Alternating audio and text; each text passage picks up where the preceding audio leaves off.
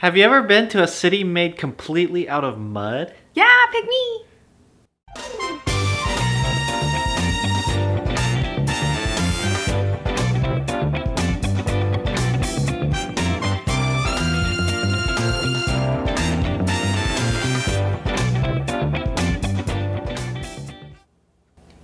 Hi everyone, welcome back, and we are happy to see you again. And today Alyssa is going to keep telling us about Peru and something a little more interesting today. Not that the last weeks haven't been interesting, but today's just really unique. That's what I meant. Sure. Well, Yeah. nice recovery. Yeah, I'll listen this time. Yeah, maybe that's a better plan. So today I want to tell you about when we went up to Trujillo, Peru, because I stayed mostly in Lima, but we took a few trips out of the city. So I want to show you some things that are a little bit unique about Trujillo.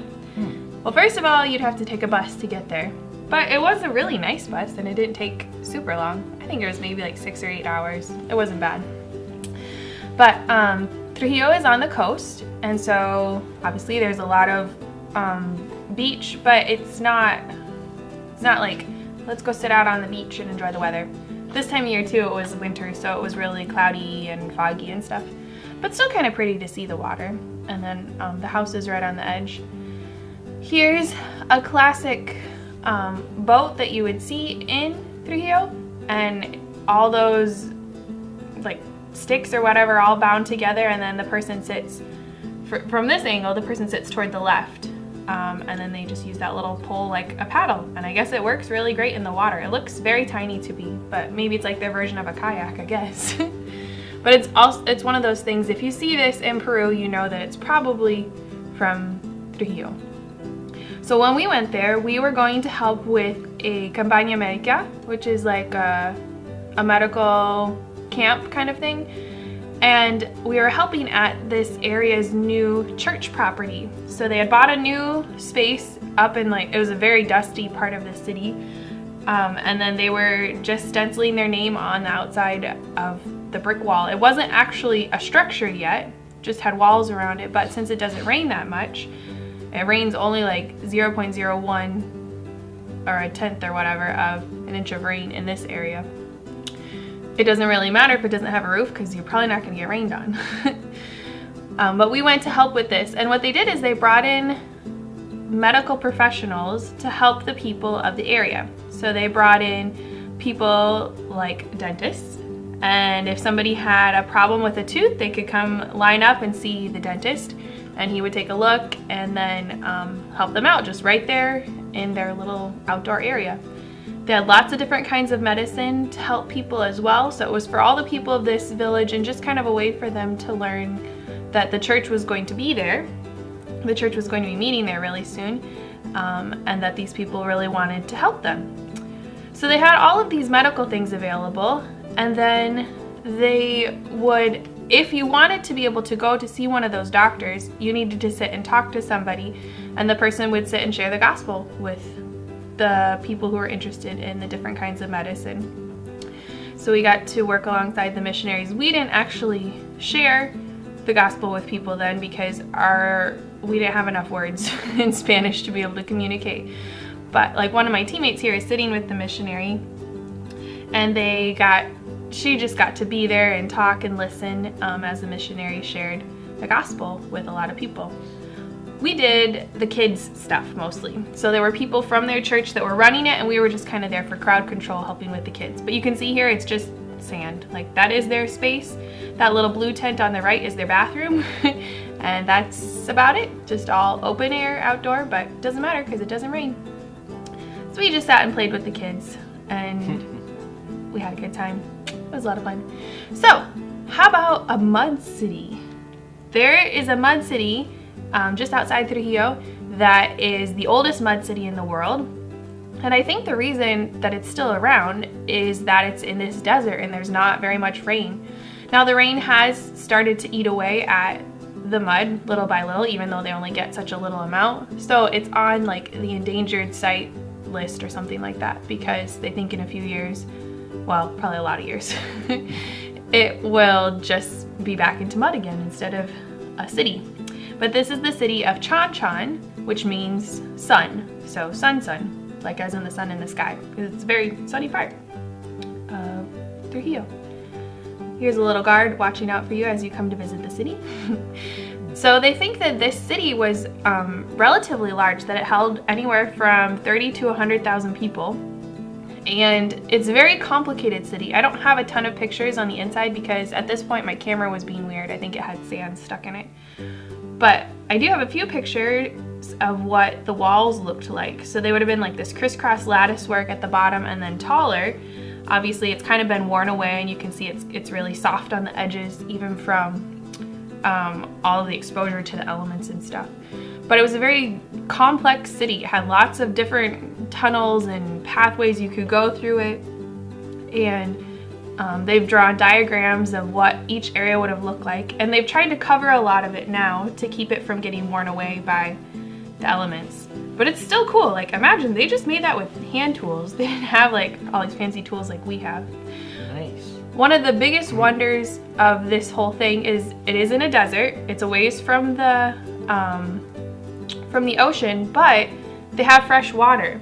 And they built a really complicated canal system to bring water in to the city, and it still exists today. So they still have this water reservoir basically in the middle of the desert, and they brought it in. Somehow, very complicated. I think people that study the area are just amazed that they were able to get all this water tracked through the desert and brought here. But those walls are still pretty tall though. I mean, some parts of it, you can see they're relatively big. I thought their little bricks were kind of cool. This was an area where they had all these bricks made, but they didn't actually put them to use in anything. They're just kind of unique, like little designs on each little brick. And there was lots of designs like this. Maybe you could have seen it back a few pictures on the lower corner of like this one here, way in the corner there. You can see some little animal designs. But they had lots of these little patterns all over the place. And I'm pretty sure this is cuy, which is guinea pig. It's one of those classic animals that they had around and they really like to eat in Peru. So these little designs were everywhere. And it kind of is interesting. I was reading the history of this city, and at one point their city was captured, and the people were taken down to Cusco, the capital of the empire at the time, and then they were made to work in Cusco and do a lot of the design work. So a lot of the designs and stuff that you see here, you'll see again when we talk about Cusco, because they were brought there, and that's how some of those designs ended up there. Kind of unique. So there's Mud City. If you want to go see one, go to Peru. Sounds good. Do you want to hear some more story? Yeah, let's hear some more about Hudson Taylor. Okay, we left him on the ocean. And something was going to happen that he said that they hadn't tried something yet, I think. Yes. Okay. Because their boat was heading right toward some rocks, but he went to the captain and he said, there's something we haven't tried yet. Basically, the captain had given up hope they were just going to crash. Well, Hudson said, well, there are at least 4 of us on board who trust God and believe in God, and we haven't taken time to stop and pray. We could all pray. Let's all go to our cabins and pray and ask that God would send some wind. Well, the captain was also one of those people who trusted God, so he agreed. So all the people who knew God went back to their cabins. They prayed, they asked God to send some wind, and Hudson came rushing out after he prayed, and he told one of the main sailors, he said, quick, let down the sail, there's going to be some wind. The sailor said, you show me the wind, there's nothing out here, we're just gonna crash into those rocks. Hudson said, no, I prayed and asked God, there will be wind, let down the sail. So the sailor kind of let down the very corner, he said, there is no wind. Hudson said, look at that, the very edge, it's moving just a little bit. It's just a breeze, said the sailor. And Hudson said, no, let it down. And sure enough, when he let down the sail, God sent a wind at just the right time, and it was able to turn their ship so they didn't crash into all the rocks. Then Hudson was able to tell some of the sailors too about the God he serves and how God cares about even the things like rocks and boats not getting crashed together. Well, after 5 months of traveling at sea, Hudson finally made it to China, and he landed in the city of Shanghai, and he was just so excited to finally get to China. He cried when he saw his first sight of China. He just could not believe he had finally made it. Well, as soon as he made it to the city, he started walking around, and he found a missionary within a couple hours, and the missionary was able to set him up with a place for him to live. And Hudson looked around at all the people in their brightly colored clothes and moving to and fro, and all the little kids in the streets, and he thought, I just can't wait to tell them about Jesus. But first, he had to learn the language. Now, he had studied some Chinese, but Chinese is a very difficult language. The missionaries helped Hudson connect with somebody who could teach him the language. So Hudson spent hours and hours each day practicing the sounds, saying the things until his head hurt, his mouth hurt from trying to make the sounds. But he was determined that he was going to learn Chinese. So he worked really, really hard at it. And little by little, he was able to say a few words and able to talk to people and able to communicate. He had brought with him lots of Bibles and a few tracts and some things to pass out to people to tell them about the good news of God. So even before he could speak to them, he could at least give them something. Well, when he finally could communicate, he got a helper, someone to travel with him, and he would go on a boat, and he would go up the river to different villages, and then he would stop and talk to the people in the village and keep going to another river. And that's how he kind of worked his way through a lot of the area of southern China where he started. Just sharing the good news of the gospel with whoever he met and whoever would listen to him. And wherever he went, people always looked at him, and children would point at him because his clothes looked different from everybody else, and he had curly hair, and he had a suit, and all of his fancy things that he was used to wearing in England. Well, when he went on these trips too, he would bring with medical bag and medicine and things to help people so that he could help them spiritually and then also help them physically if they had things that were wrong or things that were bothering him. Now, lots of villages were happy to see him, but not everywhere were they happy for him to come. One time he went with another missionary friend to a city, and as they got close to the city, a person came out from the city and said, "You've got to stop. You can't go any farther. The people in this city are mean. They're going to hurt you. They might even kill you. You should not go to this city." What do you think? Do you think he didn't go? I think we know Hudson well enough to know he went to the city. And of course, they went into the city anyways. He really didn't mind too much. And a lot of times when they traveled into the city, we'll pause and we'll come back to that story though, don't worry. A lot of times when they traveled into the city, they would travel by this little wheelbarrow cart, right? It kind of looks like a wheelbarrow, had like a chair in this, and then somebody would help push him through the city. And that was just how a lot of people traveled, by wheelbarrow cart. Well, when they got to the city where the people were all upset, some of the soldiers saw them right away as they walked into the city, and they grabbed them by the clothes and they shook them around, and the people started yelling, and then the soldiers said, well, we have to just bring them to the leader of our city. So they marched Hudson and his friend to the leader of the city, and the leader asked them what they were doing in the city, and they said that they wanted to share the good news. And the leader said, what good news? And they got to share with the city's leader about how God loves him, and they got to give him a New Testament and some other things in Chinese. And the leader said, you know, I think you can talk to my people now. And he let them stay in the city. He even sent guards to protect them now instead of capturing them. So God was looking out for Hudson. Well, Hudson kept doing lots of little trips like this. And he always traveled with a helper, someone who could help him if he didn't know some of the words or just help him know some things about Chinese. And one day he was eating with his helper, his rice and duck eggs and with chopsticks. And the leader said, you eat like a Chinese and you talk like a Chinese, but why don't you dress like a Chinese? And Hudson thought about it. Well, why didn't he? He could just look like the rest of them. So he went and he got his hair cut like a Chinese. He tied a braid in to the back of his hair, and he bought clothes so he could look just like them. He decided the clothes for the Chinese were much more comfortable, except for the shoes. They weren't quite as comfortable. But he thought, if I look like a Chinese, this will help me understand the people better, and then they won't be distracted on what I look like, but they'll be more interested in what I have to say. And it was amazing. As soon as he walked out into the streets, the people didn't point at him quite as much anymore. They would notice that he was a little different, but they were willing to listen to him because he looked just like them. He served a lot of sick people. He would go to homes and he would help take care of them if they got hurt and bandage them. And he looked more and more Chinese and he sounded more and more Chinese all the time because he kept practicing and he listened and he worked really, really hard at learning the language of the people. Well, he went to a new city, and when he went to this city, since he looked so much like a Chinese person, the people welcomed him and they offered him a home, his first Chinese home, all to himself, and he was so excited he was going to be part of this city. So he worked as a doctor in the city with the people and he helped them, and so many people kept coming to him and he could share the good news of the gospel, just kind of like the people that came to the Campaña América in Peru. They would come to get help for their physical problems, but then somebody got to share the gospel with them. Well, one day Hudson got a letter that said he had to leave this city because the other doctors in the city were getting jealous because Hudson had more people coming to him and he had better medicine than they did, and they were upset about it, and so they were basically kicking Hudson out of the city.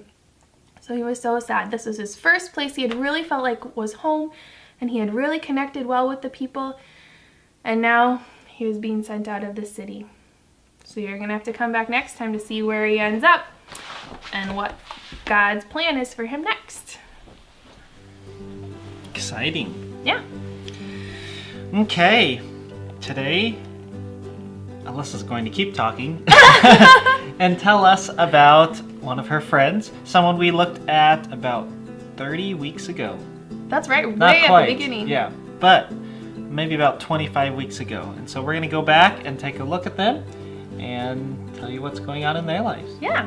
So we're going to talk today about my friend Lydia, and she lives in Hong Kong. We talked about her way back at the beginning and kind of how Hong Kong has been dealing with COVID and everything, and she's going to give us a little update on what it's like, especially for kids at school, because she works in a school teaching English.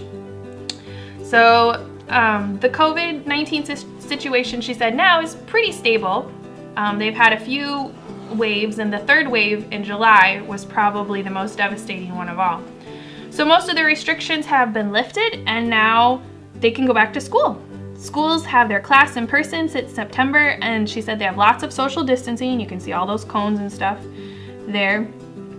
And the students come to school with face masks to cover their nose and mouth, and then face shields to protect their eyes, and some of them even have personal air purifiers around their necks, she said.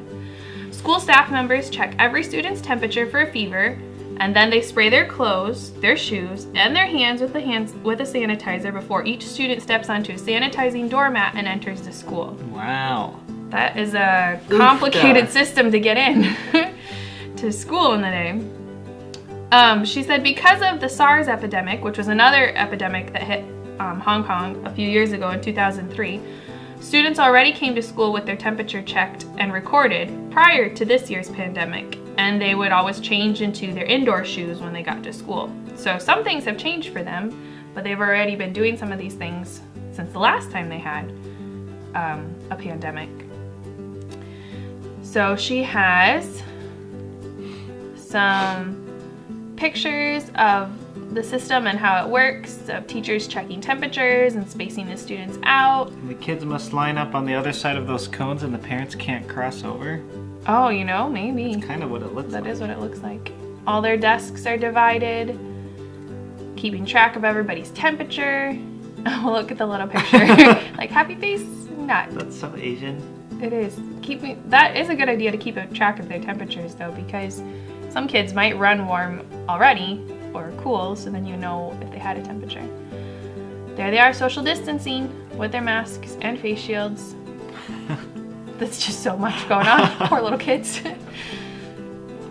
And she said one of the restrictions about the second and third waves that they've had of COVID this year is that churches can't meet for services. So since February 2nd, her church has only been able to meet one time altogether. And since they don't have a church building, under the current restrictions, they can't meet at all, because they used to meet in a YMCA, which is really sad. So they meet in homes instead. We got one more picture of the kids tucked in here. Cute. That is so cute. I can't imagine though preschoolers with all that stuff going on. Those are some fancy face shields they have. Some have crowns, some have cupcakes, some have little characters. Aw. Church anniversaries are a really big deal in a lot of the places of the world, and in place of their anniversary, her church took a trip to the third largest island in Hong Kong as a part of a tour group that let them get together and eat together and spend time all together again.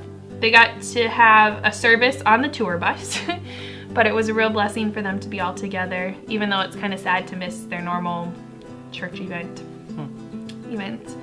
She said basically outside of school and church, life is pretty much normal, except you wear a face mask everywhere. So there's Lydia buying some groceries with her face mask on, even outside. So something about the people of Hong Kong, because Hong Kong is on the other side of the world with a different language and different food and everything, you might think that people don't have much in common with you. But life is very similar to what it is like in a big city in America or Europe or Asia. She said they have malls with stores like Adidas and American Eagle and Apple, and they have fast food like McDonald's and KFC and Five Guys. Even Five Guys? Five Guys? That's a good one. Burgers and fries. Yeah. They can go to movies to watch the latest superheroes, and they take public transportation like taxis and buses. But at the same time, Hong Kong is very traditional. One of those things is a wet market. And these are like farmers markets, like a weekly farmers market. So I think that's what her picture here is for too. But bigger, and it's open every single day. Every neighborhood has one, and she said she can buy almost anything she needs at the market unless it's something with dairy. Then she's gonna have to go to another store for that. She said she gets by with lots of hand gestures and Google Translate because there aren't any English labels on anything. And most of the sellers don't speak English. She said she's definitely bought vegetables that she's never tried before by mistake because she can't quite communicate. Did you know there's something called a Japanese sweet potato? Nope. Yeah, she didn't either until she did. But no matter how many fancy new international markets pop up, there's always traditional wet markets filled with vegetables, fruit, meat, rice, bread, eggs, and much, much more to count on for good prices and customer loyalty freebies. So they might give you something free because you always go there, which is fun. So a lot of the strong traditions in Hong Kong would tie back to some of their religious practices, like tomb sweeping and the Hungry Ghost Festival. Ooh, that just sounds yucky. This is for Hungry Ghost Festival though. So during Tomb Sweeping Festival, families visit the graves of their ancestors to sweep them off, burn incense, and make offerings of food and drink. And during Hungry Ghost Festival, the Hong Kong people make food offerings and burn incense outside the doorways of their home to pacify the wandering spirits.